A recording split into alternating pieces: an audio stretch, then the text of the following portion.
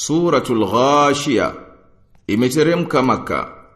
Imeanza sura hii kwa njia ya kutia shauku kusikiliza hadithi ya siku ya kiyama na hayo mambo yatakayotokea humo. Inaashiria kwamba watu ni makundi mawili, miongoni mwao wapo ambao hawatapata heshima yoyote kwa watakavyopokewa na wataingia kwenye moto mkali.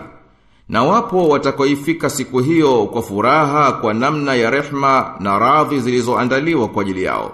Kisha sura ikaeleza dalili zilizo wazi za uweza wa Mwenyezi Mungu mtukufu kufufua kutokana na wanavyoona wenyewe kwa macho yao na wanayonafirika kwayo katika uhai wao. Na baada ya kuzitaja dalili hizi, ikageukia habari za Mtume sallallahu alaihi wasallam kwa kukumbusha kwamba wajibu wake mkubwa kwa mintarafu yao ni wazi, ya kwamba yeye hakutawalishwa juu yao awalazimishe kuamini, na kwamba mwenye kugeuka na akakufuru baada ya waadhi huu ni Mwenyezi Mungu ndiye atakayemshika kwa dhambi zake, na atamwadhibu kwa adhabu kubwa kabisa ataporejea kwake baada ya kufa, kwani marejeo ya wote na kuhesabiwa kwao wote ni kwake yeye Mwenyezi Mungu.